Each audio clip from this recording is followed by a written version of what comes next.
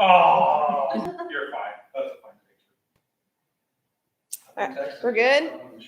Okay, I'm getting the thumbs up from our IT folks that we are ready to roll. So my giant audience here, we're going to go ahead and get rolling on our severe weather training for this year, which a little odd this year because we have hopefully both an online or on TV audience and our wonderful studio audience here today. So what we're going to be doing is the National Weather Service's Storm Fury on the Plains again. This is something that has been going on for years and years and years and years. It's a production of the National Weather Service that normally they'll come out and present in every county, do one big presentation, and then a lot of times they'll hand the presentation off to emergency management and say, hey, if you want to go ahead and redo it, go ahead and redo it in your communities. Now, the last couple years, thanks to the pandemic, have been atypical for severe weather training. So last year, unfortunately, they got canceled altogether. And then this year, the National Weather Service, having not been given the green light to go out in public and do training last year, was again told that they were not allowed to go out and travel and do live in-person interactions. So they went ahead and they did a modified Storm Fury that would do a little bit better as a web streaming sort of event. So what we're seeing today is going to be similar in structure to previous Storm Fury classes, but changed up a little bit just because Weather Service meteorologists still aren't allowed to travel, so they had to do their events over the web and do a streaming event.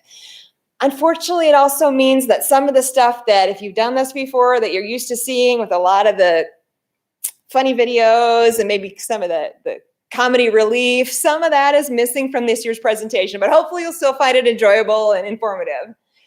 So I have to admit that when the Weather Service provides the presentations to me to redeliver, I may do a few little tweaks and modifications, maybe to customize it a little bit more for our communities, or just to add a little more stuff that I'd like to touch on. And when we did the very first of these classes this year, it was right after the big cold snap. I think that was mid-February, and not even 4 or 5 days later, we did the first of our severe weather trainings. And so people's mind was definitely not on severe weather hazards. So we kind of had to do the whole, forget this. We're putting this behind us. Hopefully we're putting winter behind us. Though, I saw a meteorologist that whispered something about snow for next week. I don't think for us, but, it's been a weird year. But forget about that period where we had 7 or more days straight of below freezing temperatures. We're not doing that anymore. And forget about this, when we had 75 to 80% of the country covered in some level of snowpack. We're getting beyond that as well. And now we're moving on to thinking about severe storms. But what we also don't want to be thinking about is last year, because last year was completely atypical when it comes to severe weather. If you recall, last year was pretty much a bust when it came to severe thunderstorms, tornadoes.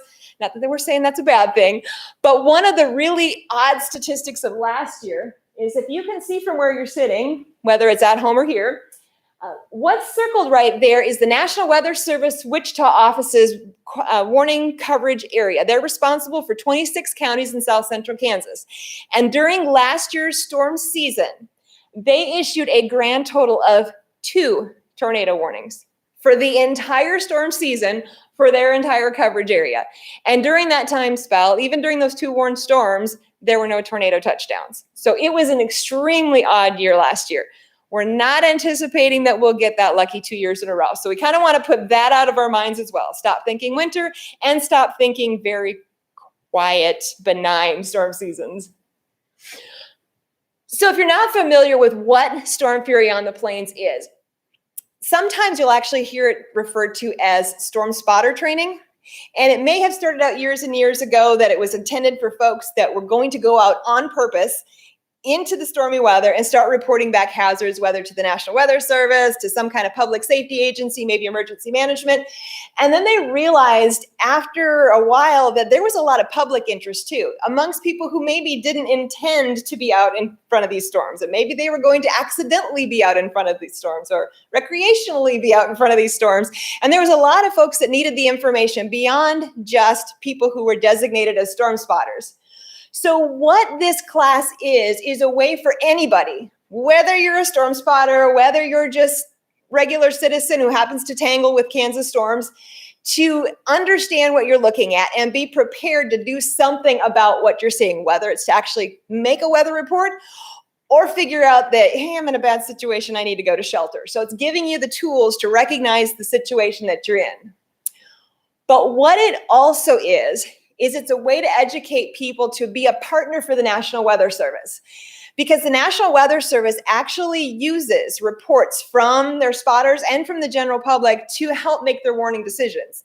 So it may seem like, them being the weather experts, they're going to rely entirely on their radars, their instrumentation, all of their training in meteorology, and make their own decisions about, is this a warned-worthy storm or not? Should we drop a warning on this storm? You'd think that that's just going to happen all within that hub of activity at the National Weather Service. What they've said is, though, that their warning process is actually kind of like the three legs of a stool. So they definitely have what they're looking at in terms of current situation. They're looking at the radar. A storm is developing and they're saying, what does this storm look like it's going to do? Does its structure look? But then they're also looking at what they know about the environment. Is this environment even right? Looking at all of our forecast tools, could this environment even produce a tornado? Man, does it really have the fuel? Does it really have the energy? Does it really have all the components to make a bad storm? But then the third thing they look around, people out in it, what reports are they getting about that storm?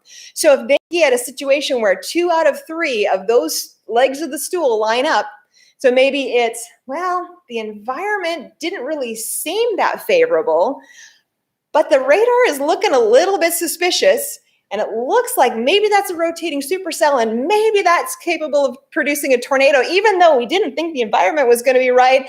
And then that call comes in from a spotter, or that picture comes tweeting in from the general public that shows that funnel cloud descending, and they go, whew, okay, that's enough to convince us. We're sounding that, we're pulling that trigger, and we're making that warning happen. So really, instead of just being this nice little on the side thing, oh, it's kind of nice to know what the public's seeing, and they sent us some pretty pictures, it actually is a legitimate part of their process to take in that information from out in the field. So as you're out looking at storms, and Kansas storms can be absolutely gorgeous, very photogenic, as we see from all the people that got snapping pictures of them.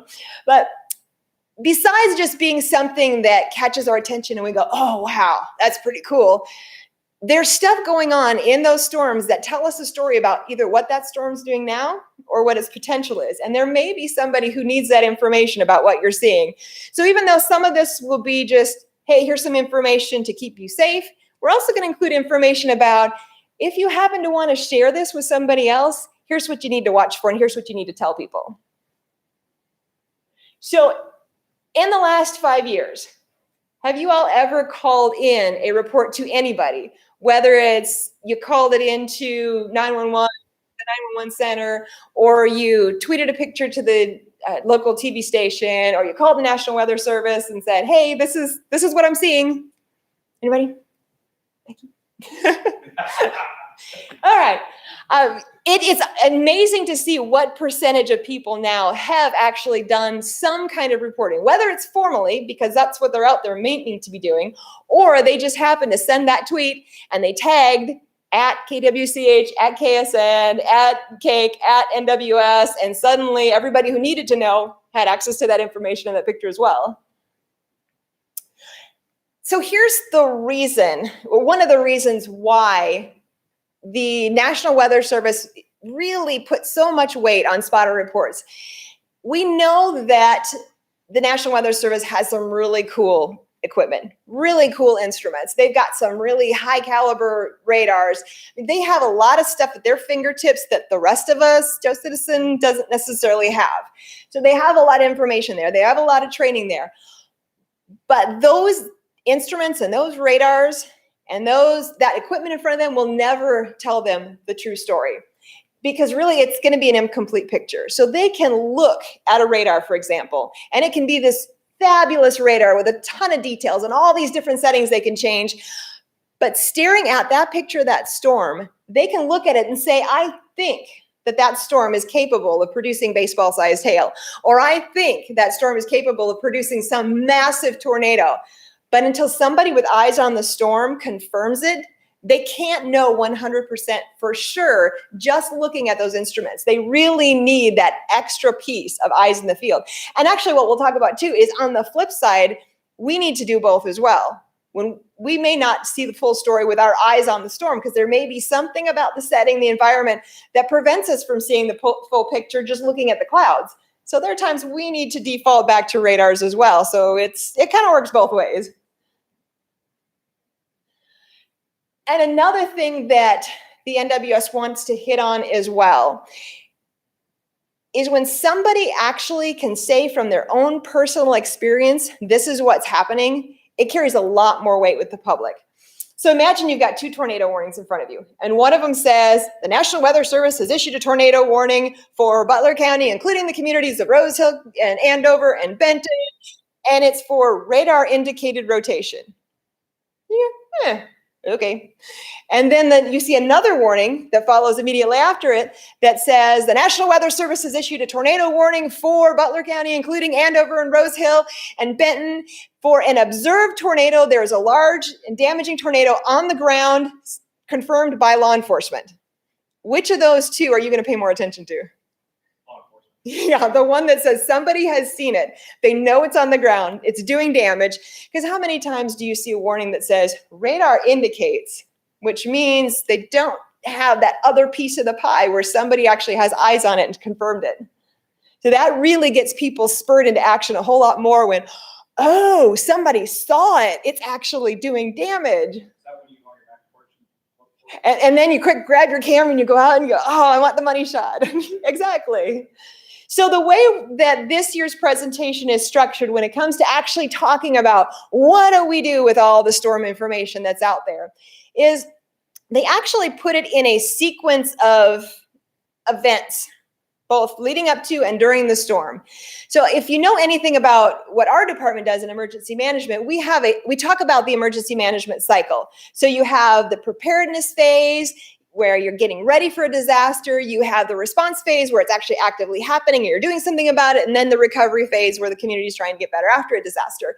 So the NWS almost took a cycle like that and said, well, what about if we look at it from the phases of aware, prepare, and then observe. And then there's a last little bit if you want to reporting. So basically that lead up to learning some information before the event happens, being prepared for it when it happens, observing it so that you're reading all the clues and knowing, okay, now what do I have to do? What action do I have to take? And then telling somebody about it.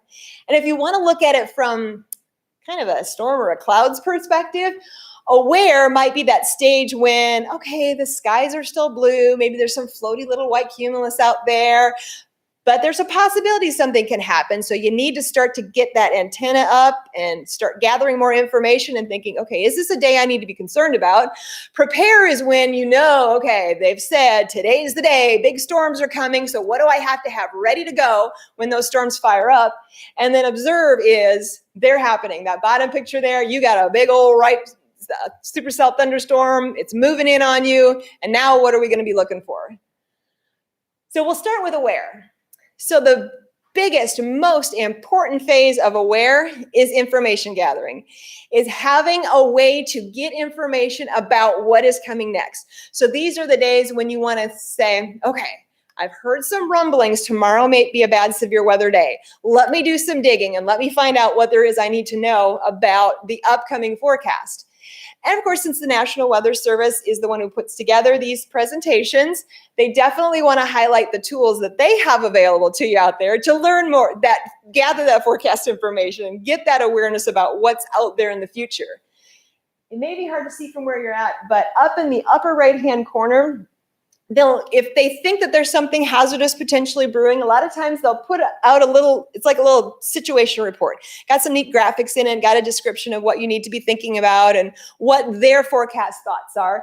So if you see that up in the corner, that might be worth kind of clicking on that NWS main page and just see what they're saying.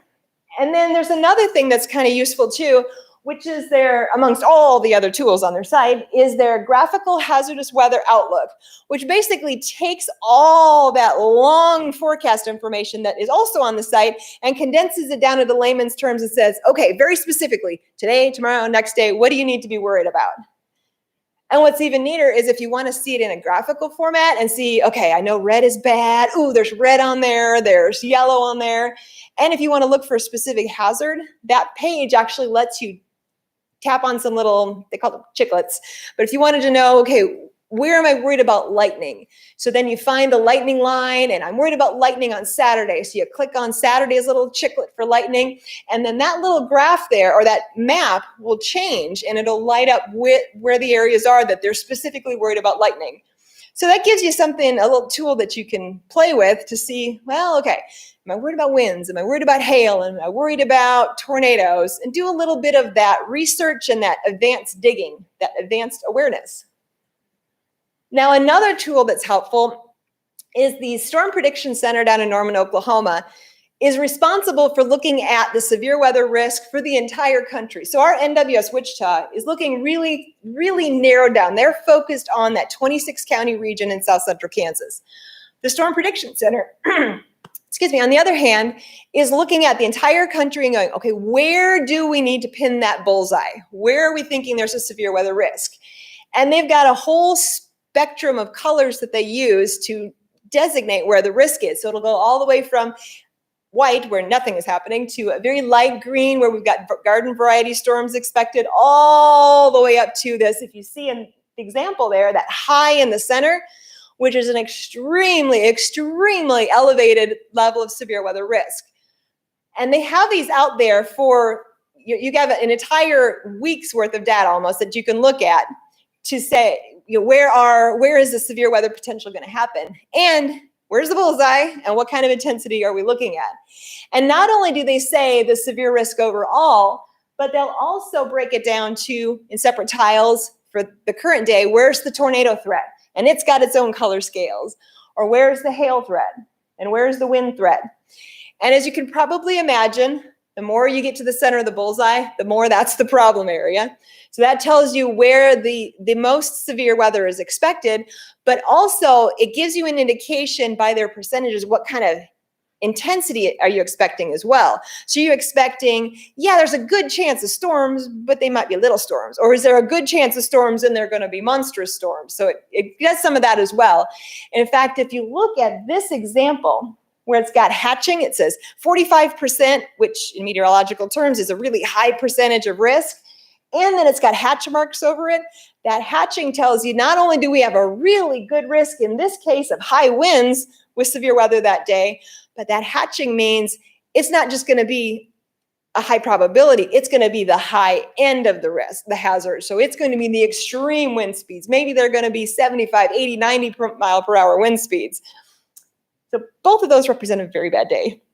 But that's a tool that if you look out, and you'll see the site up there, the Storm Prediction Center, Convective Outlook is what you're looking for. Another really good tool.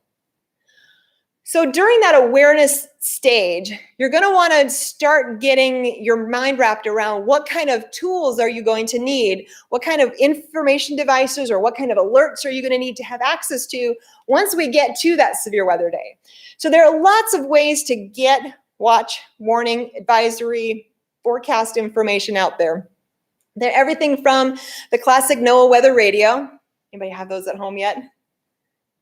Those are still popular, but they are also considered older technology, especially now with the transition to smartphones.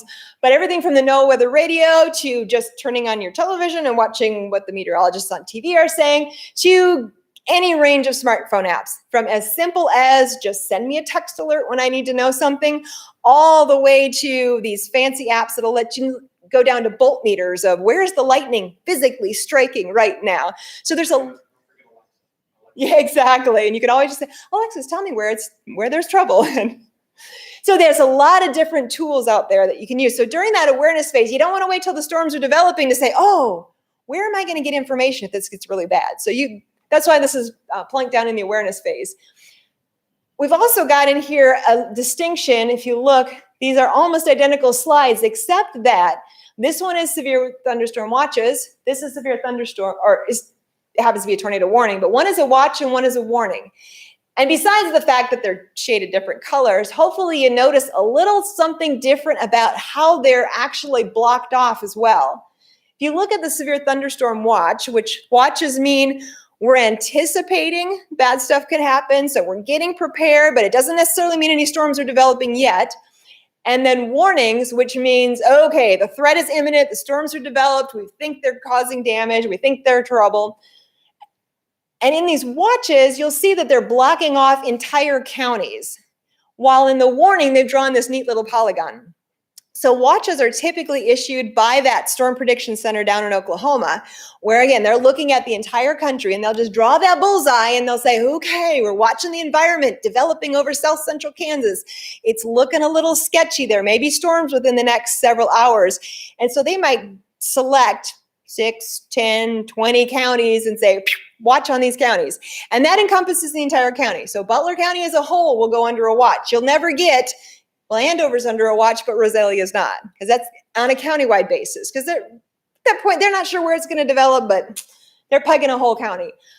Now, when you get to the warnings, now you've got NWS Wichita looking really specifically at what those storms are doing, and they're watching how they're spinning up, and they're fielding those spotter reports, and they're going, all right, now who is most likely going to be in the damage path of the storm or in the threat path of this storm?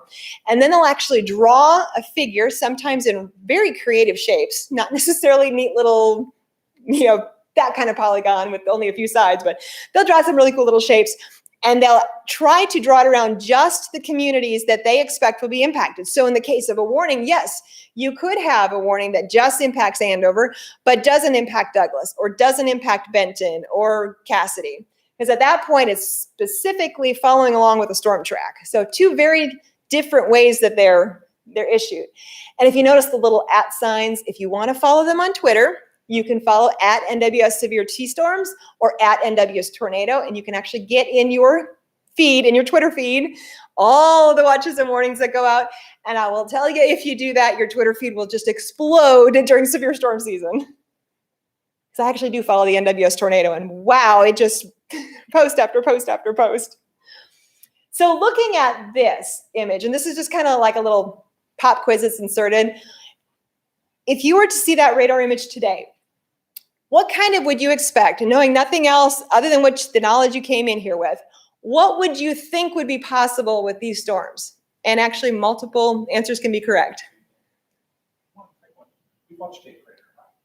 I say the B.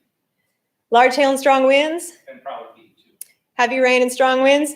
Yeah, at this point, I would say any of those could be possible. Just looking at it, I mean, it looks concentrated and bright, and it's got a bullseye on it, and we'll talk more about how to read a radar image later, but it definitely looks like something that would catch your attention, wouldn't it? And we'll find out later how to actually figure out what this radar is saying. All right, so we're aware. We're aware that the potential existed for severe weather to happen, and now the day has arrived. And we need to be prepared for that watch to come out, for that warning to come out, for those clouds to start building out on the horizon. So what we're going to do next is we're going to do several things. And this is whether you are going out there as a spotter or whether you just happen to be out going to the grocery store and, oops, storm cloud in the distance. So we're going to be very observant to what's going on in our surroundings, first of all. We're going to actually, once that storm cloud develops, we're going to try to read that cloud and read that storm and say, what is it doing in relation to me? Is it strong? Is it weak? Is it moving towards me? Is it moving away from me? And then we're going to decide, do we want to get any closer to that thing? Do we want to be a spotter today? Do we want to go get that gallon of milk from the grocery store today? Or do we need to make other plans? As you're making those preparatory decisions, again, regardless of if you're spotting or not, you want to make sure that you've got all the tools available to you. Because remember, we talked earlier that eyes on a storm are great. And sometimes they tell us more than what the NWS can see. But on the flip side, sometimes our eyes don't tell us the whole story. So we want to make sure that we have other stuff available to us too. Definitely those warning devices, definitely those information sources, but also maybe some kind of a radar app or some other tool to tell us what's going on ahead of us. Do you use the radar app right now? Anything on your cell phone, like a radar? Okay. So does your radar app have a way to geolocate you? Do you get the little blue ring? Okay. Normally, if we're just say around town, out getting that gallon of milk. You maybe don't need to have that geolocator because, oh, wow, I'm at the corner of, Andover Road and Central, and where am I in relation to the storm? Oh, well, I know where I'm at. But let's say you're out traveling and you decided to take a road trip over to Colorado or a road trip down to Oklahoma, and now you're in unfamiliar territory. And you hear this alert that, oh my goodness, XYZ County is now under a tornado warning. You're like, oh, look up your radar app and you see the storm, but you're not really sure where you are in relation to that storm. Having that geolocation and that nice little circle on there can actually be quite useful in those situations to make sure that you know exactly what your situation is in relation to that storm. So if you are actually chasing the storm on purpose, so you wanted to be out there gathering information on the storm, really you're going to find that the list of preparatory things are very similar for spotting versus going to the grocery store. So you do want to get in a position where you can see clearly what's going on. And that's going to be the case regardless, because the better information you have, the more you know about that storm, the better prepared you are to make a decision. You want to have access to that radar information. You want to have a phone available. You want to understand what's going on with that storm. And you want somebody to know where you are. Because if you get into trouble with a storm, it's good to have somebody else knowing where you were at that point in time. So let's say you're not spotting. Look at this list. Pretty much the same thing. You want to be aware of where the storms are at. You want to have radar data. You want to have access to a phone. You want people to know where you're at. So really that preparatory step is really fairly similar between the folks that are out there spotting and the folks that are out there just living their lives. Another little side tangent. If you were out there driving today and this is what you saw ahead of you, would you continue driving toward it? Our options are absolutely, no way, or I would drive cautiously and observe. Cautiously and observe? How about you, Ed? No way, huh? You're going to be a lot more cautious. Okay. So when it comes to actually wanting to purposefully see a storm, positioning is extremely important. So if you were out there because you want to observe the storm and you want to know what it's doing, you need to make sure that you're positioned in such a way that you're getting the optimal amount of information off that storm, because you'd be amazed at what a huge difference a little bit of positioning change makes on how much you're able to actually read on that storm. If you're in a good position, for example, in a storm that's about to drop a tornado, you can see every part and piece of that tornado's life cycle. You can start to see the little wall cloud develop. You could start to see the funnel cloud. You could see the tornado dropping. You could see where it's moving. You could maybe see debris flying. However, you change your positioning just a little bit, and in that same storm, you could potentially see absolutely nothing. If you think about it from this way, if you're positioned in such a way that you're staring toward the backside of a storm so you can see all the nice bright sky behind it and the tornado drops between you and the nice bright sky, you're going to have a clear backdrop, dark tornado. However, you get turned around and you're looking toward the front of the storm and suddenly your backdrop is all that driving rain out ahead of the tornado. So you've got a gray backdrop and a gray tornado dropping. How much are you really going to see of that tornado's life cycle? Not a whole lot, are you? Yeah, so perspective makes a really big difference. And I'd argue that not just for the people spotting, but for the people trying to be safe from that storm as well. Having an angle where you're really reading all the cues correctly is important. Now, there are a couple different types of storms, and we are going to talk in more detail about what makes up the two types of storms. But when it comes to positioning, we're going to talk just real quickly about how different positioning is between the two types of storms. So your squall line thunderstorm is going to be one of those storms that's horizon to horizon. As you look at it on radar, for example, it's just this long stripe of a storm. It may stretch all the way from Texas to Minnesota. You're looking out at the sky and all you see is this long line of storm. When that storm stretches from Texas to Minnesota, you're not going to dodge the sky, most likely. So positioning, in terms of spotting, you definitely want to be where you can see what's coming at you, so you can take shelter if you need to. And it says up here, stay away from the bowing section of the storm. One of the things we'll talk about later is the hazards associated with the two types of thunderstorms.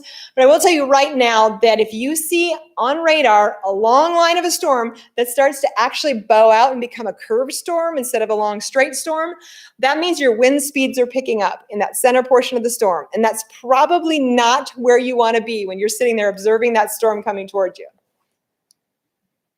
As for the supercell, this one, and like I said, we'll talk more about the structure and stuff later, but when you're positioning looking at a supercell, keep this in mind, that you preferably want your rain to the right and clearing to the left. Because if you look at a classic supercell, there'll be one area that very clearly has gray. It looks like the cloud extends from the sky all the way down to the ground, and then other areas where the cloud comes down and stops and there's a nice clear area underneath it. If you see a classic supercell like that where part of it's got rain coming down and part of it doesn't, you want to get to where that rain portion is to your right, because what that means is that storm is moving away from you. Which now gets us to that observed portion where we're actually going to look at those storm clouds and we're going to read what those storm clouds are doing. And we're going to start with the squall line. I don't want to say it's the simpler type of storm, but it is the simpler type of storm. There's a lot less to it in terms of structure. It's really a pretty basic guy when it comes to thunderstorms. The squall line can produce pretty much the entire basket of severe weather threats. But a lot of them, it's going to be on the low end compared to the big granddaddy of storms, the supercell thunderstorm. So your squall lines can produce hail, but they don't get exceptionally large. It can produce heavy flooding rains potentially. It can produce sometimes tornadoes, but it's really not known for producing really large tornadoes. Typically, they're going to be little gustnado type of tornadoes. Maybe get up to the EF1, EF2 range. Every once in a while, a sneaky EF3 will get created, but really this isn't the environment for big tornadoes. But what a squall line is known for is these guys can produce absolutely destructive straight line winds when they really get cranked up.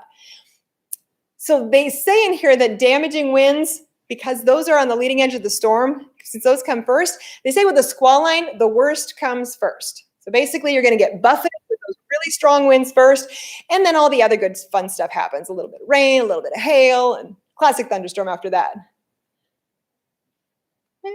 Sure, my clicker's working. There we go. One of the features that is quite eye-catching on a squall line, if you get a nice, developed, mature squall line, is that thing known as a shelf cloud. So if you ever are looking out on the horizon and you see this just long band of a cloud that just seems to be rolling towards you or marching towards you, I've compared it actually to kind of looking like a ribbon of bacon. This long line of bacon is like marching towards you. You're probably looking at a squall line thunderstorm. And that front edge, that leading edge, that line of bacon, if you want to call it, is going to be the shelf cloud that pretty much represents that front end and represents that wind danger portion of the storm. This is just an example that you can see of a storm that actually from this coverage area was marching through Wichita and into the lower portions of our county back in 2020. And as you can see, up on the top, it had an extremely well-defined shelf cloud, which if you saw this coming toward you, would definitely catch your attention, right? Yeah, that might get you kind of waking up a little bit. That portion of the storm there is right out at the very front of the storm. So that doesn't represent that big bulk of yellows and reds and things like that. That's not the body of the storm. That is that front leading edge of that storm. My clicker's being less responsive. So looking at how a squall line is put together tells you a little bit about why that shelf cloud forms. One of the things that you need to know when you're trying to figure out what a severe thunderstorm is doing, what type it is, where the hazards are, is figuring out where the storm eats. Because the storm has to feed itself. It needs some kind of fuel, otherwise it just doesn't happen. It may build up a little bit and then it'll fizzle. So the squall line storm and the supercell thunderstorm feed themselves in very different ways. A squall line storm is actually feeding itself, gobbling up from the front. You almost could liken it to a storm plow. or a snowplow. So as this storm is marching along, it's shoving out these really strong straight line winds, and they're kind of cold winds. And so they're diving down toward the ground, and they're coming across this nice, warm, moist air, which is perfect storm fuel. Storms love that kind of fuel. And that cold air just blasts down like a big old scoop all along that front edge of the storm, scoops down under that warm air, and just shovels it right up the front side of the storm. And so that's how it's actually feeding itself. And you can see that on the slide here where those pieces are. And that's a lot of what shapes that shelf cloud at the front of the storm. And sometimes all that turbulent air is what actually makes it look even more bacony. If you do see kind of that wavy pattern, they call them striations, which basically means striping or waves. So if you see those, that's where that storm is kicking out winds, and that's where that storm is feeding itself. And if you look in that picture there, you see the portion they've highlighted as yellow. You see that kind of dangly skirt and then that wavy portion at the top. When you see that combination, we'll see another one here in a second, but we'll go back to that. When you see that combination, that tells you you're dealing with a very severe squall line. If you just had a little bit of scruffy stuff and it wasn't really a well-defined shelf cloud and it was looking kind of rough and ragged, you're probably not dealing with that strong storm. But when you see a nice, overly developed shelf cloud like that, you're dealing with a much stronger storm. And remember, when we're dealing with squall lines, destructive winds are the most prominent hazard we're dealing with. But think about it this way too. Maybe it doesn't produce super large hail, but even if it's just, say, a quarter-size hailstone, if you start throwing that around at 80 miles per hour, suddenly a quarter-size hailstone becomes a lot more damaging.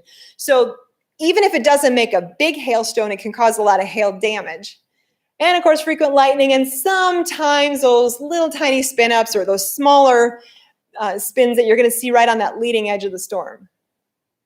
And up in that corner there, you can see really that classic, it's just a long stripe or long line of a storm. You'll sometimes hear meteorologists too saying a storm has gone linear. Well, there it is, it's a line. Again, like we already kind of touched on, you've got this raggedy, low-hanging skirt, and then you've got that wavy ribbon of bacon right above your skirt. That combination together tells you we're dealing with a very well-developed, very angry, very potentially damaging severe thunderstorm. This just again shows your raggedy skirt, your ribbon of bacon, much more bacony in that picture. And that's your severe storm.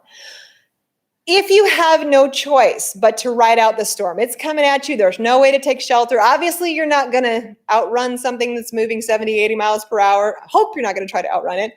And if it's stretching over several states, there's no way you can just say, well, I'll move a mile to the south and it'll pass me by. If you're going to meet this guy head on, hopefully it's not at that Boeing section where it's, like I said, it starts to pucker out and those wind speeds are going even faster.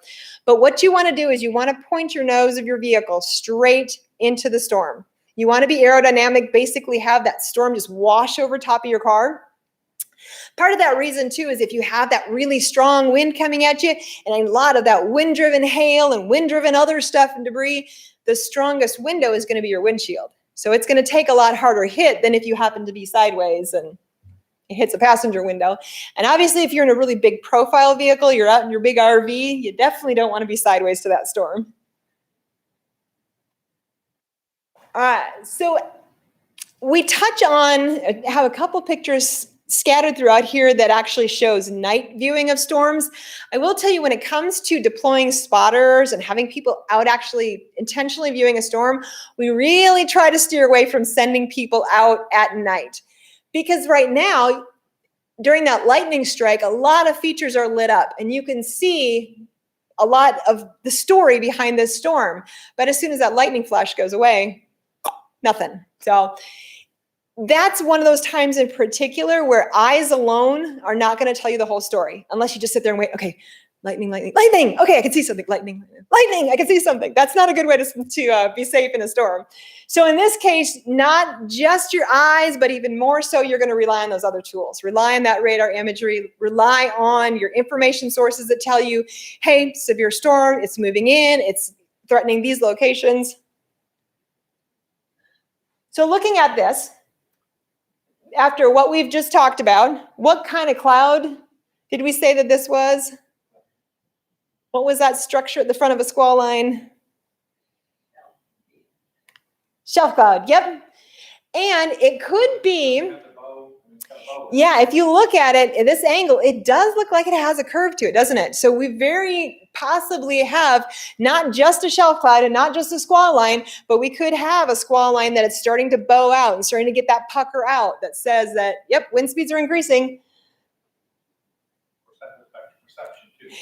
Yep, because some of it is just your angle of, maybe it just looks curved because of the way, way your camera works or way, So if you were seeing this storm approaching you, what kind of things do you think you might witness or think you might see? Are you as much thinking about tornadoes at this point if I tell you there's a squall line coming towards you? Yeah, so strong winds and maybe a shelf cloud are probably going to be your biggest thing. Because one of the things that you can see, if you look down between Kingman and Wichita, I'll point to the one you guys can see, between Kingman and Wichita, I'm pointing at my monitors up there. You see how out ahead of that storm, there's that green stripe that's, it's like a curve that's going out ahead of the rest of the storm. So what that is there are times when you can actually see on radar the wind kicking out ahead of a storm. You'll hear references to the gust front. So that is actually that blast of wind kicking out ahead of that storm. So that's another visual indicator to you that, there may be some high winds associated with this because it's enough so that it's actually showing up on radar. That's also what causes, we're in July and you get something like that and it drops the temperature so fast. Yeah, suddenly that whooshes through you because it's pushing that blast of cold air out so it can feed itself. And you may be standing there watching the storm approaching and thinking, oh, that's really pretty off in the distance. And all of a sudden, wham, yep, that wind washes over you. Exactly. So we're going to recap before we move on to the next type of storm is that we want to be, regardless of the type of storm, we want to be observing the situation around us, gathering that information and what we know about storms, direction of movement, where it is in relation to you. And we're going to make that decision, go or no go. When we look at supercells, though, our next type of storm, we're going to look for some very different cues and some very different signals of what is this storm capable of and what do I need to be doing in relation to it. So this kind of storm, the supercell thunderstorm, this is that granddaddy of the spring storm. So these are the ones we're most concerned about this time of year. Because if you think our peak storm season really runs from, you could maybe say late March, it starts to escalate.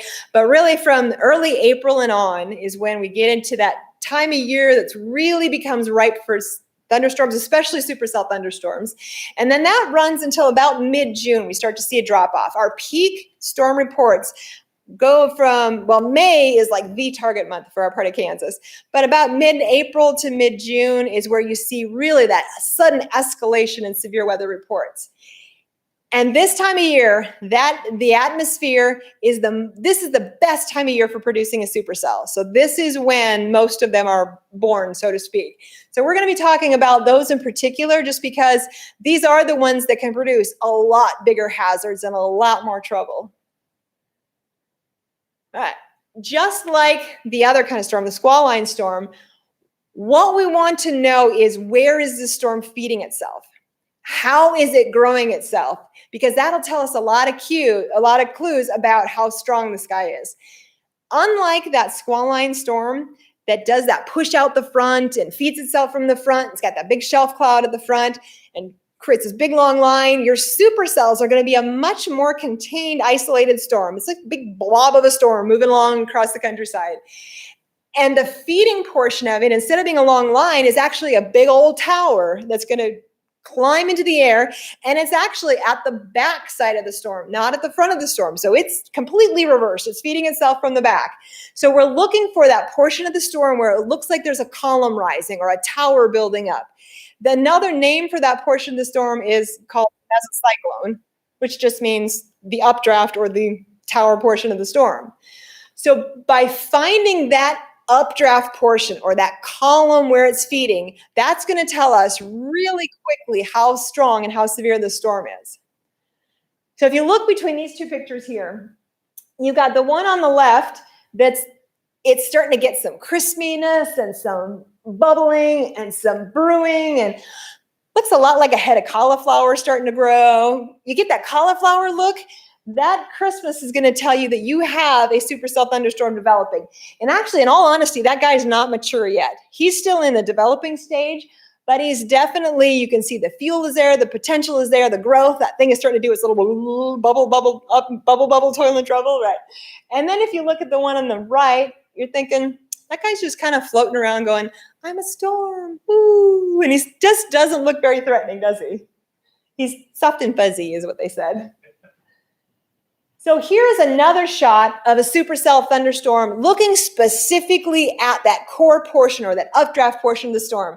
So you see here, there's that really crispy, cauliflowery, it's a very thick column that's just rising up in the air. All that warm, moist air is going up that tower. And you'll notice that unlike our previous one that I said was not really a mature storm yet, this actually has another layer on top of it. So big old crisp column, and then something's happening at the top where the storm is actually sprawling out at the top. This storm is a mature supercell thunderstorm. And what we're going to talk about is what those different features are that are on top of it. So this gives you a little more distant look at it so we can actually see more than just the column and a little bit of stuff on top. And I will tell you that these features are things you will see when you're at a distance. So if you're like 40 miles out from the storm, you're going to be able to look out and see these features we're talking about potentially. If you're right under it and you look up and this massive thing is spinning above you, yeah, you're a little too close to see it then.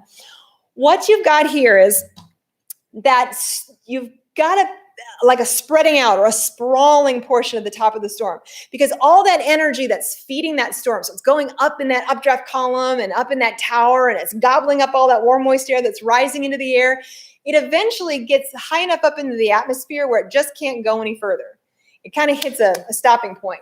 And that's when it just starts to kind of sprawl out. Well, the sprawl on these storms actually usually has a pretty clear direction. So if this were to extend, this picture would extend out, you would see that majority of that sprawl or that anvil on the top of the storm is going in one direction, almost like a big old finger pointing at the top of the storm. That anvil actually sprawls out and points in the direction the storm is traveling. Because as it goes up, warm air builds, it tops out. The wind that's actually pushing that storm along just kind of pushes over the top of that tower and just starts to push the top of that cloud along. And that's why it sprawls out ahead of the storm. So that's one clue to you. First of all, if you have a big old massive anvil, mature thunderstorm. But if you watch the way it's pointing, that'll also tell you which direction the storm's going. And hopefully, in relation to you, it's going away. So that's that anvil portion. Sometimes, though, not all of the anvil is pointing in the direction of the storm. You'll still have this significant portion that's pointing and saying, I'm traveling this way, but you might get a little pucker off the backside, which is just an indicator of how much energy is roaring up into that storm that a little bit of it just kind of kicks back from the back of that tower or the back of that updraft. They call that the back-sheared anvil, if you ever hear that term referenced. Just tells you a lot of energy in that storm, a lot of power in that storm, enough to actually kind of kick back against the winds driving that storm. And even though I said the storm topped out, there was a layer that it couldn't go any further, and then it looks like I lied because there's some little puckers on top of the storm. Those little, what are called overshooting tops, are again a sign of an extreme amount of energy in the storm, because it's just feeding itself in such a powerful way, and there's so much energy going up into that storm that some of it actually punches through the top of that anvil, gets above that top layer of the storm, and just creates a nice little, think of it as a pat of butter on the top of your pancake. So if you see your pat of butter, this is really food-centric, isn't it? We got cauliflower and bacon and pancakes and butter. And so if you see that on top of your storm, then again, that's one of those visual signals that you're dealing with an extremely strong storm. Now, as you get closer and closer and closer to a storm, you start to lose the visibility to that stuff that's happening in the upper layers of the storm. So now you have to start looking at some clues lower down to figure out what's going on. This is also the point where you start looking for, is that tornado developing, because these are the storms that we worry a lot more about tornadic activity. So again, we're going to zero in on, and don't try to memorize all this stuff yet because we'll get to it, but we're going to zero again in on that. Where is that updraft column, or where is that feeding portion of the storm? So we're going to locate that first and then use that to find all the other clues. So specifically, we're going to talk about all of these except for the first one, which we don't go into any detail later on. So I'm just going to tell you about it really quickly at this point. So sometimes when you've got that massive, massive updraft column and that massive tower in the storm, some of the wind that's pushing that storm along way in those upper levels, rather than just shoving the storm or maybe breaking around the storm like a stick in upstream, some of it will actually hit the back of the storm and come tearing down the back of that updraft column. And as it comes down the back of that column, it may actually start to scratch away or scrape away some of the clouds. So you'll see how there's that almost a little horseshoe clearing back there, a bright spot right in the middle of everything else. That tells you that there's some strong winds that are diving down the backside of that storm. Well, anytime we get fast-moving winds, we get concerned about fast-moving winds. So that in of itself says, hey, we might have to watch for some wind back there. But forecasters have also found that if you have a rear flank downdraft, sometimes that can actually make your environment more tornadic. Something about what that does to the spin of the storm can actually, or that environment underneath the storm can give you a little better chance for tornado. Nothing is guaranteed when you're dealing with weather or Mother Nature, but just something to watch out for. All these other pieces we're going to talk about here in a little more detail on our next slides. But I did want to point out that one thing we're going to be talking about is a difference between this area of the storm and then this area here. And I think the next slide has a better shot of it. When you're dealing with that supercell thunderstorm, and I said you'll see a gray area of the rain coming down and a clear area where the rain's not coming down, and that's kind of your signal of which way the storm is going. The way that happens, and this is very specific to our spring storms, is in a lot of our spring supercell thunderstorms, that big old updraft column actually gets tilted. So instead of being a straight up and down column, it's actually an angled column. And that's what makes our supercells last so long. Because if you've got one of those little pop-up storms in July, a lot of times those little columns go straight up. So they'll gobble up all this warm, moist air. They'll go straight up in the air. And then all the rain and hail comes straight down that same space. And so warm, moist air is trying to feed the storm, and rain and hail is coming back down in the same spot. And you essentially short circuit the storm. So they don't last very long. They'll find some more energy, they'll pop up, and then they'll die again. Find some energy, pop up, and they'll die. But with these spring storms, because those columns, those updraft columns get tilted, you're feeding up at an angle, and then you're dropping rain and hail down ahead of the storm. And you got this nice little circuit going. You keep feeding the storm more, dropping your rain and hail nice and out of the way where we can't create a short circuit. And that creates that little differentiation too between the area where it's raining quite heavily, which happens to be the front end of the storm, and the area where it's not raining off to the side, which very cleverly, because in weather things are named very cleverly, that is the rain-free base. So essentially it's the rain-free area underneath the bottom of your big tower where the storm is feeding. So there it is, rain-free base. Now, sometimes underneath those rain-free bases, you might see a portion of the cloud that looks like it's lowering and dropping further down than the rest of the base of the storm. So that's the thing we really want to watch out for when we're starting to gauge, do we have a tornado threat here? Rain-free base, forward flank downdraft, by the way, that's the name for where all the rain's coming down. We'll get to a better shot of our wall cloud. Kind of hard to see it there.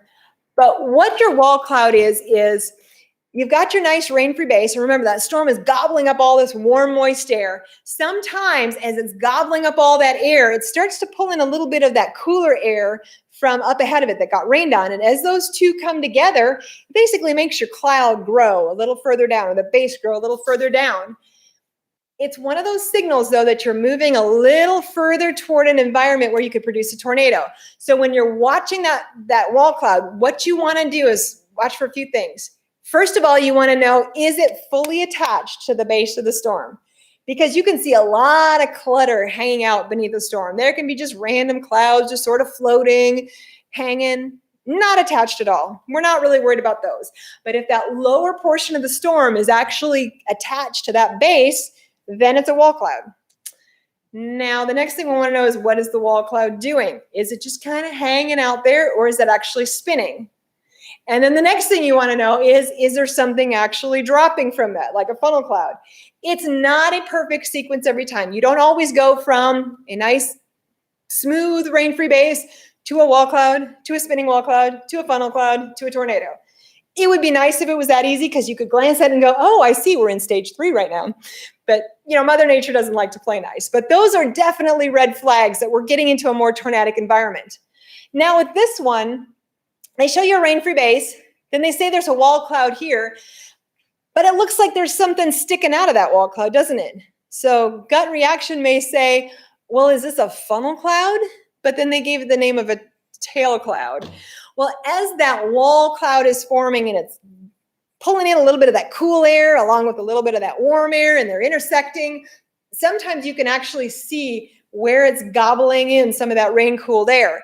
So if you see something poking out of your wall cloud, but it's pointing at the rain, there's a good chance it's just a little more visible cloud of where it's gobbling in some of that cool air. I'll tell you though, if you're looking at this thing and you can't tell, is it a funnel cloud, is it a tail cloud, I'd probably err on the side of funnel cloud and get away from it. So this is just another example of the underside of a supercell thunderstorm. So we've got, in this case, striations. If you remember that term from when we were talking about bacon and squall lines, striations means striping, which means that it's wavy. What striations in a supercell thunderstorm, where those pop up, is when that entire tower is actually rotating. And you can see that entire updraft column sometimes rotating. Doesn't mean it's a big, massive tornado about to drop. It just means that that entire updraft tower is actually rotating. And you may see it show up as striping or striations. Got a rain-free base, and we do have a little wall cloud. You see that? We'll get the stuff out of the way. You can see how it's got that lowering beneath it right now. So it could be we're a few steps closer to having a tornado-producing storm. Now, one thing we haven't really touched on very extensively yet is, when you're reading radar, what are you looking at specifically for these supercell thunderstorms? Now this one, it's in a slightly different, you've got a couple different views going on, and unfortunately it doesn't show the entire storm. But what you see live and in person, the things you're looking for when you're staring at the sky, most of those you can actually see on radar as well. So we were talking about the anvil. We talked about that area where all the rain and hail was falling. We talked about the area where there's the rain-free base and the possibility of the whole thing rotating and wall clouds developing. So if you look at the picture on the left-hand side, if you were to extend that radar image upward, you would see that that whole radar image of the storm starts to kind of sprawl and get wider and wider and wider. And that actually is the anvil portion of the storm, because that's the direction of the storm is going. And radar, the way it works, this view right here, base reflectivity, just means that the radar is shooting out beams, and it's waiting for the beams to hit something and bounce back. And then the more of those beams that bounce back, the more stuff is out there. And when you're dealing with a storm, you've got beams that go out, they bounce off of something, they come back. What are they most likely bouncing off of? What's the most common stuff coming out of a storm? Rain, hail, good stuff like that, right? Which means that the brighter and more concentrated or more vivid your colors get on a radar means you've probably got a lot more rain and or a lot more hail happening in those areas. So in this radar image, you would have seen, you can kind of see beneath the text at the top, you've got some like light greens, some light yellows, and then the further down you get, the more concentrated, you're getting some really angry reds and some brownish reds, and the further back you get a really huge concentration of color. So that's where your heavy rain and hail is happening. So we've got our anvil first, and then we've got our heavy rain and hail. And then if you notice, this storm almost seems to be like a comma, have a little curl to it, doesn't it? well, in this, if you ever hear people talk about the hook echo, that's a sign that this entire storm is rotating. And right above where it says federal, you'll see there's kind of like a gap. That gap area, so you've got dark, dark, dark, rain and hail, and then a gap. That is your rain-free base area. Because that whole storm is spinning, it's dragging some of that rain and hail and some of that around. So it looks like the storm, it kind of wraps around that rain-free area. That's because that entire storm happens to be spinning. And actually, they drew in some nice pictures to show, see, it's spinning. But that rain-free base area, that is the area we're watching going, is that wall cloud forming? Is that tornado forming? That's really our target area for, is there going to be trouble there? I'll get the spinning out of the way. That other image on the other side, you notice how the colors are a bit different and they're concentrated a little bit differently. If you have an option in your radar app to select, because the first one was base reflectivity, if you have the option to select base velocity, what that will tell you is wind speeds. So your regular radar is saying, okay, I'm throwing out radar beams, it's bouncing off stuff, it's bouncing back. The more colors I get, the more stuff is out there. Well, what the base velocity says, radar beams have bounced off, they bounced against stuff and they bounced back. But how fast was the stuff moving when we bounced off of it? So that gives them some idea about wind speeds. And if you look at that image over there, you've got some really, really tight, bright colors, some red and greens right next to each other. So green means it's moving towards the radar. Red means it's moving away from the radar. And if you've got toward and away right next to each other, what do you suppose that motion actually is? Yeah, rotation. So we said we probably have rotation because that whole comma effect or that hook effect is happening. And then you looked at this other view and you see that really tight green and red next to each other, meaning away and toward and away and toward and away and toward. So we've got a lot of rotation happening, which might make you think, well, if I've got rotation, if I've got spinning, maybe it's a tornado. But this is that point where the National Weather Service really needs the eyes on the storm, because it's true that the tighter and brighter that rotation gets, where instead of maybe just a broad red and a broad green area, it becomes just tiny little maybe marbles right next to each other, that can mean that there's a tornado occurring. But if they're seeing that and thinking, ooh, is it tornadic? And then the person out in the field looks at the storm and gets that picture, what does that tell them? No tornado, no. It's very, very rapidly rotating supercell thunderstorm, obviously, but not a tornado. So would that drop, I mean, is that possibly to drop a tornado? I mean, is It, that highly likely? Or? when you get a storm shaped like this, that really ups your risk because it means a lot of those ingredients are there. A lot of things are in place that could produce a tornado. So if you're ever watching TV meteorologists and they start to see hook echoes and stuff, you'll see them get really excited and the ties will come off and the collars get loosened and the sport coats come off. So yeah, this is one of those visuals that says, I think we've got a really nasty environment right now and potential could be there. All right, come on. Here we go. This is just another example of a supercell thunderstorm that has a much more dramatic striation. So you can actually see how it almost looks like whipped cotton candy or barbershop poles. You can actually see also that whole updraft column is tilting. No, it looks better on mine, not on yours. If you could see it, if there wasn't so much glare, there's actually a lot more striping. Look kind of in the lower portion of down by all the lightning and stuff. There is a lot more striping going on there. And it does have a nice, obvious tilt to it. This one, again, not as easy to make out the tilt to it, but you do have, if you look below the base of the storm, you do have a lowering area happening. So there is a wall cloud developing in there as well, under that rain-free base area. Now, this one is a completely different story, and this is somebody that you want to stay away from. Because there are times when a supercell thunderstorm is producing so much rain, just cats and dogs are coming out of the storm, that with all that moisture coming down out of it, and you get a big old supercell spin going on, and your updraft column is just doing that nice massive churn, that with all that rain happening out ahead of it, it actually starts to draw some of that rain into the back end of the storm. That spin grabs it, and it pulls almost a curtain of rain around the base of that updraft tower. So what happens is you basically hide everything that's going on under that, what was supposed to be the rain-free base.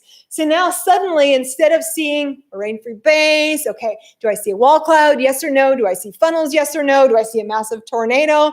All you see is this big wall of water. Those, what they call high precipitation supercells, stay away from them because they have just taken away all your clues about what's going on in the storm.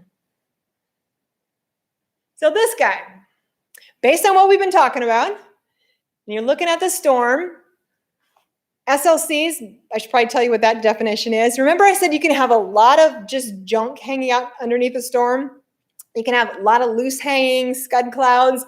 Those, remember, meteorologists do a lot of clever naming, are lovingly known as scary looking clouds, or SLCs. So if you were watching the storm, would you say that you have a wall cloud? Would you say you have rotation? Do you have SLCs? Do you have a greenish sky? Do you have everything? I don't know. Is there a wall cloud there? It does look like there's a wall cloud there, doesn't it? I mean, they're scary looking clouds, most definitely. Yeah, lots of low-hanging clutter there. Maybe, yeah. That's what we thought. That's what he said. Yeah, you got a little bit of everything. Do you know what a greenish sky tells you when you have a storm developing?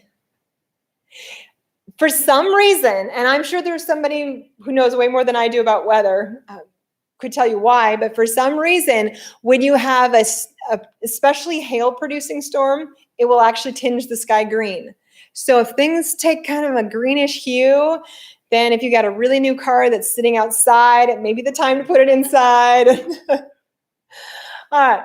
Well, one of the things that the National Weather Service does kind of struggle with is the distinction between wall clouds and shelf clouds when they're trying to sort through spotter reports. Because shelf clouds are so, wow, eye-popping, and they can have such obvious structures to them, a lot of times they do get reported as wall clouds. People see that fringy stuff hanging on the bottom of them. They think, oh, I've got this massive wall cloud. Distinctions to remember is, remember, a shelf cloud is with that long line, squall line type of storm. Your wall clouds are going to be showing up with your supercell thunderstorms, and they should be concentrated just in that little rain-free area, provided you can see your rain-free area. So would shelf clouds be longer than? Yeah, so your shelf clouds, they're going to pretty much run the entire length of that squall line. So if you were sitting here looking toward Wichita and a squall line was moving toward you and it had a big shelf cloud, you should pretty much see it horizon to horizon. If you were looking at the underside of a supercell thunderstorm, though, and you had your nice rain-free base area, you can get some pretty massive wall clouds that develop, but it should be just in one area where you see it drop rather than that, yeah, whole horizon to horizon. Good question. All right, and then just a reminder that tornadoes, much less likely in that squall line, but if they do pop, they're going to be in that front end of the storm along that leading edge. And where that wall cloud forms at the back of the storm, and it doesn't even require a wall cloud necessarily, but where that wall cloud forms, that's where your tornado potential really is in supercell. So is the wall cloud mostly in the back of the storm then? Yeah, that's going to be on that backside. So after that rain and hail portion passes you, and then you got that area where you see the base of your big tower, that is your action area. When it comes to tornadoes, that's the bullseye area. So remember about nighttime chasing and nighttime visibility. So unfortunately, yours is even more obscure than mine. So mine, I could at least make out a shadowy little outline of a wall cloud, but there's actually a wall cloud with that storm. Would you know there was a wall cloud with that storm if you didn't have a nice, well-timed bolt of lightning? No, so again, this is the point where you're going to be relying a lot more heavily on that radar imagery, and maybe just kind of staying out of the environment too, really close to your shelter. This one a little better, might have been a well-timed bolt of lightning, but there's your shelf cloud. Also at night, again, you get just a moment's shot at seeing it, and then it's gone again. So night chasing is just, or night spotting is just something we don't recommend. When we send out our spotters and it gets to be nighttime, typically what we say is, tell us from your location what you see. Look out the back door and, okay, yep, I'm going back into my shelter. Again, this talks about the stark difference between what the Weather Service might see on radar and what we'll see live and in person, those of us out and about. Here's a really good example of those tight, bright colors, that red and that green right next to each other. That's on that velocity setting where you're looking at wind speeds. And they're seeing, wow, that's really concentrated. And we got focused little spots that are really tight together. So rotation is incredibly intense there. So has that thing produced a tornado? And they're going to rely on the folks out in the field to confirm what's going on. Do we just have a massively rotating storm, or has it gone that next step further? And, well, maybe a little spindly guy. But, yeah, we got some tornadoes being produced. And, again, this just shows your radar view versus your live and in-person view. So you've got, when you're dealing with a supercell thunderstorm, just kind of that blob of a storm. It's isolated. It's very self-contained, just like that nice big updraft column with your nice big rain-free base. And then when you're dealing with that squall line, that really long line of a storm stretching from horizon to horizon. And just a couple more shots, same thing. Squall line at the bottom and a supercell at the top. So is there a definition of how, I guess, how big a squall line has to be considered a squall line? Or? Not really, just as long as it's, because they're really looking at how it's feeding itself and how it's marching along. So as long as it's one of those storms that's going more in a line effect and it's pushing out wind in order to feed itself, as opposed to that storm that's got that tower at the back and it's rising up the backside, it's really, if you think about it, it's how they eat that sets them apart. So, yep.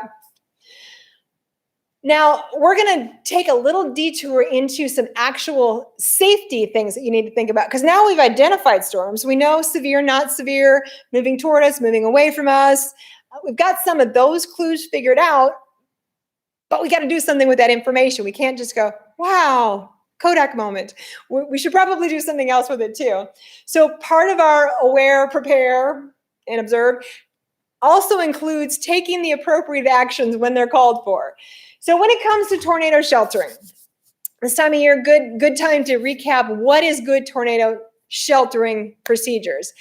You'll always hear folks say that, wow, the best place to shelter is going to be in a basement, a below ground storm cellar. If you've got access to a FEMA rated storm shelter, one of those just absolute gold star type of solutions.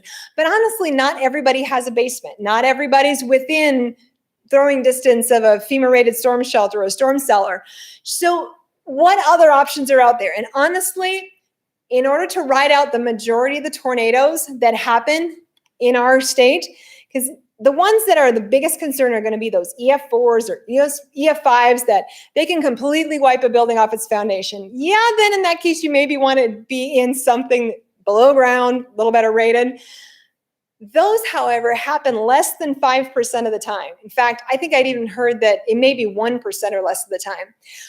When you look at our history, the majority of our tornadoes are EF0, EF1, EF2. So you're talking wind speeds of maybe 80 miles an hour to 115 miles an hour. I mean, we're talking wind speeds that are not going to remove a house from its foundation.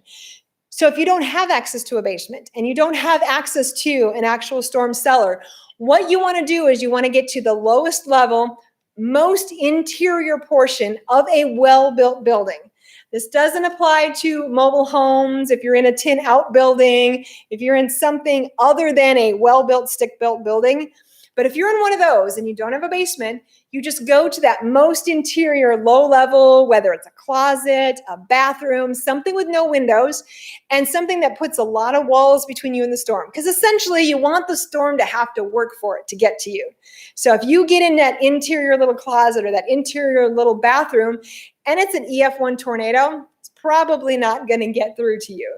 So you shelter just fine not having a storm shelter. So that's going to be after basement is 1, lowest level of well-built building is 2. Some of the things you really want to stay away from is obviously that not stick-built type of structure, so a mobile home, an RV, an outbuilding, those you want to stay away from. You also want to stay away from anything that has a really wide, expansive roof, like a gymnasium or a large commons area, because if that roof gets peeled off and you've got this nice big open area where you could just suck out all the contents of the room, that's not a good solution either. Very worst option would be actually being outside during the storm, being in a vehicle during the storm, and worse is that hiding in an interstate overpass. I know those used to be if a tornado's coming, you go and you pull over your car on the side of the highway and you go up under the overpass and that's where you hide. And that's really the absolute worst place that you could be. Part of the reason is nowadays, the way they build these overpasses, you've got a nice smooth slope up the side and a nice smooth slope on the decking of the bridge. So there's nothing to hide in. You're just completely exposed. And as those winds come along, those tornadic winds, or even the really strong straight line winds, what they're going to do is they're going to get funneled and focused under that overpass. And it's going to create a wind tunnel effect. And they're actually going to be even more damaging and more battering of you than if you hadn't been under the overpass. So if you're on the highway, what do you do? they do still say as one of those, well, not the best, but not the worst options, that if there is no way for you to get out of the path of the storm and no way for you to detour into nice, farmstead and, hey, can I get in your storm cellar with you? And you're stuck out on the road, you can go and get out of your vehicle and into a low-lying area. How they always said, lay down in a ditch. It's not the absolute worst option. Of course, if you have a really high precipitation storm and that ditch fills with rapidly flowing flash floodwaters, that kind of makes it a less than ideal situation. And then if you absolutely have to stay in your vehicle, what they would recommend is that you make sure you're buckled in, first of all, and that you get yourself ducked down so that you're not at eye level with any of the glass if it gets shattered. And hope it's a smaller end tornado that's not going to toss your car around. Good. Flooding, which we specialized in back in 2019. Fortunately, we took a year off from flooding as well when we took a year off from all of our weather last year. So flooding can be particularly dangerous because flooding is sneaky and it's secretive. So when you have especially flash flooding, you've got that rapidly moving water. What that water tends to do is it tends to hide how fast it's moving. It tends to hide how deep it is. And it tends to hide if it's already done damage or if it's carrying any kind of debris. So if anything's been done to the surface underneath that water. So you may think, it's not that deep. I got a really big 4x4 pickup truck. I was just on this road this morning and I know the road was in good shape. I'm just going to plow on through it and get to where I need to go. It may be that water, first of all, is much deeper and faster than you thought, but it may have already carved away a big portion of the road, or it may have washed out the bridge. So best bet is if you see water over the road is just avoid it altogether, find a different route. If you're looking for kind of statistics, they still say about 6 inches of fast-moving water is enough to sweep you off your feet. And they did this year separate out big vehicles from little vehicles, because they used to say, well, about 2 feet of water will float a vehicle. But then they recognized there are some really small vehicles out there, and it'll take a lot less to probably float a smart car than it will to float an F-250. So think about a foot for a small car, and then that 1.5 to 2 feet of water to actually start lifting and washing away your larger vehicles. It doesn't take a whole lot. And then keep in mind too, that flooding can be very difficult to see during the day. It can be especially difficult to see at night. So you may only realize you're coming up on it when your headlights kind of dance against something shiny. And you may think at first glance it's just shiny because the road's wet. And hopefully you don't find out too late that it's shiny because there's now a lake where your road used to be. So knowing that you're in an area that maybe has some low-lying areas is important. And also knowing that, I think we've had about 8 inches of rain in the last 15 minutes. I probably should be alert to water coming out of the ditches over the roads. So just, again, that awareness of your situation and your environment. And then lightning. So the National Weather Service came up with that Turn Around, Don't Drown campaign to help people learn about flooding danger. They now have a new one for learning about lightning danger, and that's when thunder roars, go indoors. So something to kind of file away in your memory, those clever little, reminders. Lightning is something that doesn't get as much focus as some of the other hazards. You hear about water rescues during flooding, so that gets exciting. You hear about lots of damage from tornadoes, so that gets exciting. People's roofs get ripped off with straight line winds. So those get a lot more attention, but lightning is actually very deadly as well. And part of the reason is because lightning can actually be that little solo bugger that goes out well ahead of the storm and gets you before the storm shows up. You might see some different statistics out there, but on average, I think most people agree that lightning can strike up to 10 miles away, at least 10 miles away from the body of the storm. So if a storm's off in the distance, you're thinking, I can, do one more round of golf, one more inning of ball, a little more gardening because it's still off in the distance, but you can actually hear the thunder and you're actually starting to see those flashes of lightning. You may already be close enough to get hit. So they're trying to raise people's awareness to lightning danger, just because it has kind of been sort of that second player that nobody really notices. So final stage of the process. If you are going to report something, how do you go about doing it? And who do you report to? So the more accurate and the more detailed the report is, the better it is and the more useful it is, whether to our department, whether to the National Weather Service, to our media partners. If you just call up somebody and say, wow, the wind's blowing really hard and it's raining a lot and we got really big hail, I don't know what your frame of reference is. I mean, you might get excited about penny-sized hail and somebody else, they don't really get excited until it gets to be about the size of grapefruits. So as specific as possible is what we're looking for. So as you're preparing to make a report, you kind of want to be aware to all those things that we were talking about early on. What kind of storm are we dealing with? What kind of hazards might you expect? How severe does this thing look? And then you want to start logging what you're seeing. Okay, am I seeing large hail approximately to this size? Is it high winds approximately to this speed? We'll start with tornadoes first. You can report any stage of a tornado's life cycle. I mean, from, hey, I think I've got a wall cloud or a rotating wall cloud, to I've got a funnel appearing, to I've got a tornado dropping. All of that is interesting to those of us in the weather business. So report any of that stuff, snap pictures of any of that. What's the difference between a tornado and a funnel cloud? I'm glad you asked that, actually, because I sometimes forget to clarify that. So a funnel cloud looks a lot like a tornado. I mean, if you look at the two, they're interchangeable. The only difference is the funnel cloud has not made contact with the ground yet. So it's still in the process of descending.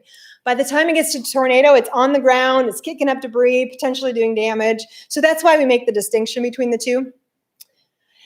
And if you, excuse me, my voice is starting to go. If you do see a tornado, then details about the tornado, well, maybe get to safety first, shelter first, and then call in what you saw. But details about what that tornado looks like tells us a lot too. Or if you can snap a picture, the Weather Service would love you for that. But if it's just a spindly little rope versus a massive wedge-shaped tornado, those kind of details are very important. And if it's actively doing damage, adding that on as well. If you see your neighbor's shed going up into the storm. So like the Greensburg tornado, that would be considered a wedge tornado. That was a massive, wedge-shaped tornado. And if you're not sure, just kind of describe it. Well, it looks like a cone, or it looks like a stovepipe, or it looks like an elephant trunk, however you describe it. If you're not sure, we're not too picky about terminology, even though there are official, stovepipe is a type of tornado or shape, and just however you want to describe it. And if you want to say, okay, it's really big, it covers my entire field of vision, that says a lot too. Now, when you're reporting tornadoes, basically as much detail as you can provide. Is it on the ground now? Has it dropped and has it lifted? If it's a skinny little guy, is it just hopping periodically? Definitely the doing damage part. How long has it been on the ground? What direction does it appear to be moving? And most importantly, where is it, especially in relation to you? So if you were to call somebody up, let's say you called 911 and hopefully save 911 for if it's a really life-threatening emergency, not just random, hey, by the way, I got a hailstone. But let's say you saw this massive tornado and you called 911 and you're like, I'm at, this location in Andover and I see a massive wedge-shaped tornado. Well, probably the assumption would be the massive wedge-shaped tornadoes in Andover. But if you happen to be looking north toward Benton and you're pretty sure that Benton's getting eaten by a wedge-shaped tornado, that little bit of detail would be a really important add-on. I'm in Andover, but I'm looking toward, or I'm looking toward Wichita, or so you in relation to where that storm is, it's very important too. Now, hail. So the best way to report hail is to compare it to something. Money's always a good thing. Balls is always a good thing. So if it's tennis ball sized hail, golf ball sized hail, quarter size, penny size, those things, the reason those work so well is they're standardized. A quarter is a quarter is a quarter, a golf ball, they're all the same, which is also why the National Weather Service has said, please do not use the term marbles. I don't play marbles, but apparently there are a lot of different sizes of marbles. So if you say marble-sized hail, they say, but which kind? yeah. So that's why and a lot of people default to marbles, probably because hail is round and it looks like a marble, but they'd really prefer you choose something else. If you can say it's nickel-sized, or it's $50 size, or it's grapefruit size, or, as long as you keep something consistent or standardized. If you say it's as big as my nephew's head, I have no idea if your nephew is normal or has a really large head. So we'll keep something standardized. And when it comes to flooding, we first of all want to know it's occurring. So especially if it's occurring somewhere where it doesn't normally happen. I mean, if you've got a portion of road near your house that it floods when anybody flushes their toilet, that's probably not as important to report. But if you've got an area especially that never, ever, ever is underwater, and now there's rapidly rushing water over it, that's definitely an important detail to include. If you have an idea of how deep it is, I wouldn't go stick a foot in it, but if you can say, hey, it looks like we got about a foot of water rushing across Andover Road, that's an important detail to include. Especially include things like, are vehicles getting submerged in it? And this might be something maybe not to just take a picture of and shoot to the news media, but maybe call 911. I think there's people in need of rescuing. So water rescues, the Weather Service actually wants to know, are there vehicles getting submerged? Are there water rescues occurring? That kind of thing, which they'll a lot of times get those details through official channels. But that information is important. And then if it's doing any kind of damage, that's something, there's whole vehicles floating down the road right now. Those details are important as well.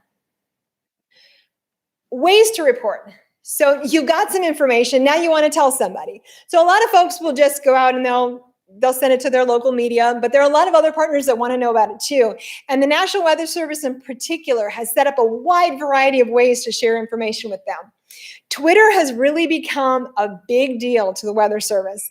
And largely that's because they can get a picture of a storm just like that. So somebody's sitting out there watching this wall cloud develop, they shoot a picture of it, they tweet it to @NWS Wichita, and instantly they've got a picture and they're like, whoa, that's what it looks like live and in person. So not only are they getting that ground truth, which they like to get if somebody called in and said, there's a wall cloud developing here, and now they can actually see it as well. They see the structure, they see how defined it is. So they've become big proponents of Twitter, and you'll see a lot of the news media also. They like to have stuff tweeted to them. The Weather Service will also accept Facebook reports. So if you wanted to put it on Facebook, you could do that. They also have some other tools out there. So they've got this INWS storm reporting tool. So if you have the time to actually sit in and answer a bunch of questions, you could go through and it lets you select your report type. You can put what you've observed. You can add notes. You can even, I think, ping the location. Yeah, it'll let you like Latin long into your location if you want, or you can ping a different location. So you can do a really extensive report that way, or you can just go, picture, I'm at this location, tweet. Kind of depends how much effort you want to put into it. Now, to give you a little bit of information about what our department does, so the Emergency Management Department here in the county, we also collect severe weather reports, and we've got folks that report to us as spotters. Some of them are your public safety folks, so fire, EMS, PD will relay reports to us. We also have volunteers of our own that are out relaying spotter information. So we have a network of folks already that we count on to relay information to us, but we always welcome reports from other folks as well. As we get those reports, basically what we're doing is we're funneling in information from all over the county. We're taking that information and we're piping it directly to the National Weather Service. We've got a chat room that we communicate with them, and we can also talk to them on radio as well, where we can tell them in real time, okay, we're getting a report from Cassidy of baseball-sized hail or a tornado on the ground. And so that information comes to us, and we're just one of many ways to get information to the National Weather Service.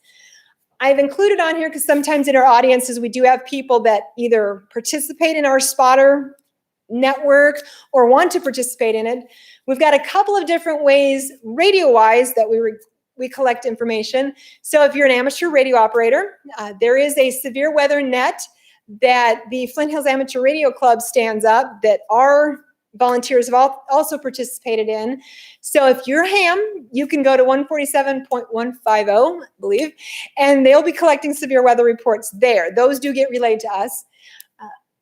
Somebody who's on the public safety radio system can catch our spotter reports or talk to us on what's called the EMA Ops channel.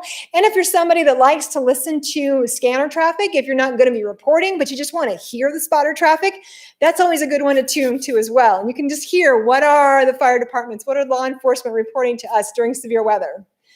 We also, if the weather is substantial, we'll be in our office in Augusta, the public safety building. So our phone number's up there.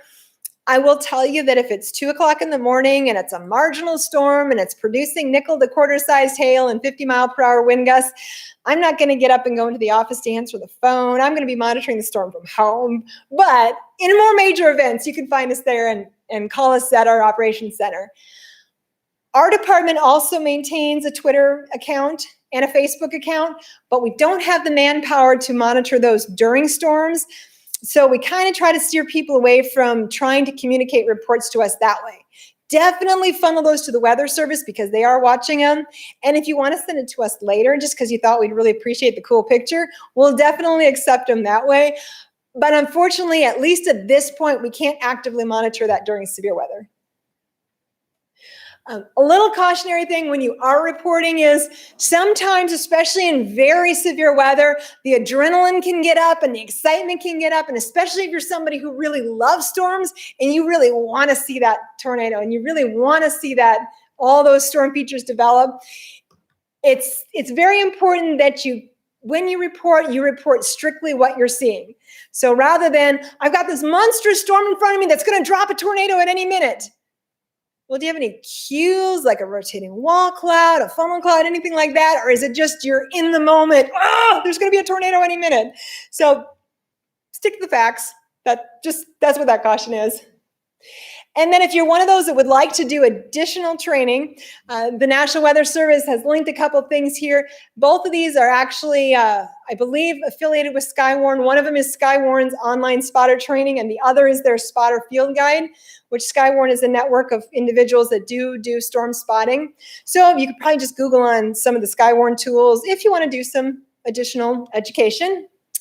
And other than that, that is the entirety of the severe weather presentation. So anything that you want to know at this point or any questions that you have? None? You are now set. You know it all. You're ready to tackle severe weather, right? Yeah? All right. So now we just have to produce the weather, right? All right. Well, thank you for joining us tonight. And give our IT guy the thumbs up to end it. Okay. We're good. So was it everything you hoped it would be? Everything I was hoping. That's really good. Thank you very much. Well, thank you So for you guys are located